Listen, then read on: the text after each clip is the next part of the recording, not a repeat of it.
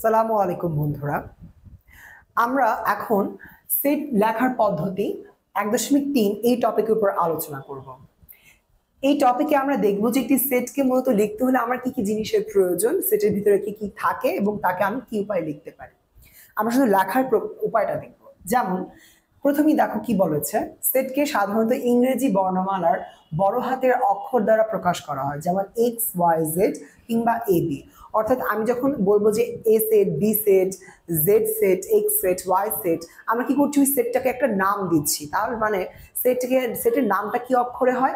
ইংরেজি বর্ণমালার প্রথম অক্ষরে হয়। ধরো আমি তোমাকে বললাম যে তোমার ক্লাসের সকল শিক্ষার্থীর একটি সেট করো, যার নাম তুমি কি দিবে এখন? হ্যাঁ, একটা সাংকেতিক নাম দিতে হবে, যাকে আমি এ বি সি যে কোনো একটি নাম দিতে পারি। তো ধরো আমি যদি এ সেট নাম দিই, তাহলে আমি কি বলবো? এ ইজ ইকুয়াল টু, অর্থাৎ সেটটার নাম কি দিচ্ছি? এ। এভাবে আমরা যে কোনো একটি সেটের নাম দেওয়ার ক্ষেত্রে ইংরেজি বর্ণমালার বড় হাতের অক্ষরগুলোকে ব্যবহার করব। এরপর দেখো বন্ধুরা, সেটে সংগৃহীত প্রতিটি বস্তু উপাদান বলে, অর্থাৎ আমার সেটের নাম তো আমি একটি দিয়ে ফেলাম ইংরেজি বর্ণমালার বড় হাতে ইউজ করে, অক্ষর ইউজ করে, কিন্তু সেটের ভিতরে আমার যে সকল উপাদান থাকবে তাদেরকে, ভিতরে যতগুলো আমার সংগৃহীত বস্তু থাকবে তাদের প্রত্যেককে আমি আলাদা করে কি বলছি? উপাদান। কি বলছি? এই সেটের উপাদান বা সেটের সদস্য। উপাদানের ইংরেজি হচ্ছে কি? এলিমেন্ট। তার মানে একটি সেটে সংগৃহীত প্রতিটি বস্তুকে তার উপাদান বলে, এবং এই উপাদানগুলোকে অনেক ক্ষেত্রে ইংরেজি বর্ণমালার ছোট হাতের অক্ষর দিয়ে প্রকাশ করে। তার মানে আমরা উপাদানগুলোকে কি দিয়ে প্রকাশ করছি? ইংরেজি বর্ণমালার ছোট হাতের অক্ষর দিয়ে প্রকাশ করছি। যেমন ছোট হাতের এ, ছোট হাতের বি, সি থেকে শুরু করে একদম ছোট হাতের এক্স ওয়াই জেড পর্যন্ত। এরপরে দেখো, তার মানে ধরো আমি যদি একটা সেট লিখি, যেমন A set is equal to B comma C, ধরে নাম একটু এরকম একটা উদাহরণ লিখলাম, যেখানে আমি সেটটার নাম কি দিলাম? এ, এবং সেটের ভিতরে উপাদানগুলো কি? বি আর সি।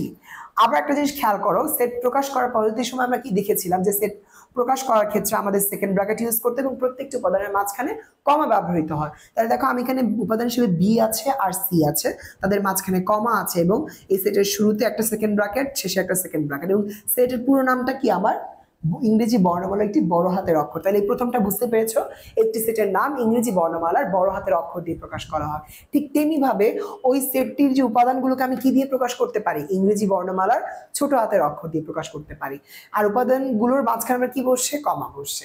এরপরে দেখো কি বলা হয়েছে, একটি সেটের ক্ষেত্রে যদি উপাদানের প্রকাশের চিহ্ন হচ্ছে গিয়ে এলিমেন্ট, এই চিহ্নটাকে আমরা কি বলি? Element. Kind of E, but E না, আমরা ই কে এমনি লিখি যেভাবে লিখি, বাট কিন্তু এটা কিন্তু এভাবে ই লেখে না।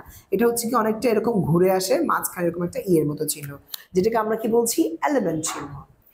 এটার মিনিং হচ্ছে এলিমেন্ট অফ। তাহলে একটি সেটের মধ্যে যে আমার উপাদানটি রয়েছে তাকে আমরা প্রকাশ করার জন্য এই চিহ্নটি ব্যবহার করি। সেই প্রকাশটা কেমনে করবো আমি তোমাকে বলি। যেমন এই এ সেটের দিকে তাকাও, এ সেটের মধ্যে কি সি একটি উপাদান না? তাহলে আমি যদি বাংলায় কথাটা এইভাবে লিখি, সি হচ্ছে এ সেটের উপাদান। সি কি? এই যে ছোট হাতের সি হচ্ছে, সরি এটা একটা ছোট হাতের সি হবে, ছোট হাতের সি হচ্ছে এ সেটের উপাদান। এই কথাটিকে তুমি কিভাবে বীজগাণিতিক ভাবে লিখবে? সেটাকে তুমি এভাবে লিখবে, C is element of A. Then কি হচ্ছে, আমি কি লিখলাম? C is an element of A, অর্থাৎ সি লিখলাম, মাঝখানে এলিমেন্ট চিহ্নটা দিলাম, পরে এ দিলাম। অর্থাৎ প্রথমে তুমি উপাদানটা লিখবে, তারপরে এলিমেন্ট চিহ্ন দিবে, তারপরে কি করবে? তারপরে হচ্ছে কি তুমি সেটের নাম লিখবে। তাহলে কোন একটি উপাদান একটি নির্দিষ্ট সেটের মধ্যে অবস্থিত, এটি প্রকাশের জন্য আমাকে কি করতে হয়? প্রথমে ওই উপাদানটার নাম লিখতে হয়, পরবর্তীতে এলিমেন্ট চিহ্ন দিতে হয়, পরবর্তীতে যেই সেটের উপাদান সেই সেটের নামটা লিখতে হয়। তাহলে আমি এখানে তোমাদেরকে লিখে দিচ্ছি যে কিভাবে এই সেটের উপাদানকে প্রকাশ করা হয়। প্রথমে উপাদানের নাম, তাহলে উপাদান, তারপরে কি? উপাদানের পরে হচ্ছে গিয়ে আমার এলিমেন্ট চিহ্ন, আর তারপরে কি? আমার সেটের নাম, সেটের নাম। তার মানে এই তিনটা বিষয় আমাকে খেয়াল রাখতে হয়। বন্ধুরা এখন আমি যদি তোমাকে বলি, এই ছোট হাতের এ হচ্ছে এ সেটের উপাদান। একটা জিনিস খেয়াল করো তো, আমি এখানে যে বড় হাতের এ সেটটি লিখেছি, এখানে কি কোথাও ছোট হাতের এ আছে? কই নাই তো। যেহেতু এই ছোট হাতের এটা এই এ সেটের ভিতরে নাই, তাহলে কি আমি বলতে পারি এ হচ্ছে এ সেটের উপাদান? না, তার মানে একটা মিথ্যা কথা। তাহলে এ কিন্তু এ সেটের উপাদান নয়। এটাকে তুমি কিভাবে প্রকাশ করবে? সেটাকে প্রকাশ করার জন্য তুমি কি করবে? উপাদান চিহ্ন দিবে, তারপরে এই এলিমেন্ট চিহ্নটা দিয়ে একটা এরকম নট যোগ করবে, মানে একটা ক্রস দিবে, যেটাকে আমরা বলতেছি কি উপাদান না হলে এই চিহ্ন ব্যবহৃত হয়, যাকে আমরা ইংরেজিতে বলি নট এলিমেন্ট অফ।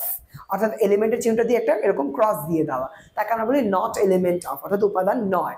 তাহলে এটা প্রকাশের জন্য আমরা কি করব, প্রথমে উপাদানটা লিখবো, তারপরে উপাদান নয় চিহ্নটা দিব, তারপরে কি করব, এই যে সেটের নামটা লিখবো। যেমন এই এ হচ্ছে এ সেটের উপাদান, এটা কি ভুল না? তাহলে আমি এটাকে কি লিখবো, A is not element of, is not an element of বড় হাতের এ, এই এ সেট। তাহলে এই ছোট হাতের A is not element of বড় হাতের এ, কিংবা ইংরেজিতে এটাকে এভাবে বলা যায় A does not belongs to A, মানে এই ছোট হাতের A does, small A does not belongs to capital A. তার মানে তোমরা বুঝতে পেরেছো যে উপাদান প্রকাশের চিহ্ন কি, এই যে এই এলিমেন্ট চিহ্ন, আর উপাদান নয় মানে এই এলিমেন্ট চিহ্নের উপর একটা এরকম ক্রস বসে যাবে। আর যখন আমরা উপাদান কি উপাদান নাকি উপাদান নয় এটা বলবো, তখন আমরা কি করব, এটাকে যখন আমরা বীজগাণিতিক ভাবে লিখবো, আমাকে কিভাবে লিখতে হবে, প্রথমে উপাদানটা লিখতে হবে, তারপরে চিহ্নটা দিতে হবে, তারপরে সেটের নামটা দিতে হবে, যেরকমটা আমি এখানে করেছি। বন্ধুরা যদি আমরা আরেকটা উদাহরণ দেখতাম, ধরো বি ইজ ইকুয়াল টু বড় হাতের মানে ক্যাপিটাল বি, এর সমান কি লিখলাম, এ বি সি, কিন্তু আমি কি ডি লিখেছি, লিখিনি। এখন যদি তোমাকে বলি যে ডি হচ্ছে এই বি এর উপাদান, তার কি এটা হবে? এটা একটা মিথ্যা কথা না? তাহলে তুমি কিভাবে প্রকাশ করবা? প্রথমে আমি কাকে প্রকাশ করতে বলছি, ডি, উপাদান হিসেবে ডি কে, তাহলে ডিটা লিখবো, তাহলে তারপরে এলিমেন্ট দিব, এলিমেন্ট চিহ্নটা দিব, তারপরে কি কার উপাদান, এই বি সেটের উপাদান। কিন্তু দেখো তো ডি তো এই বি এর মধ্যে নেই, তাহলে কি অ্যাকচুয়ালি উপাদান না, উপাদান নয়। তাহলে কি করব, এরকম একটা ক্রস চিহ্ন দিয়ে দেবো। তার মানে আশা করি বন্ধুরা তোমরা সেট লেখার পদ্ধতি সম্পর্কে বুঝে গেছো।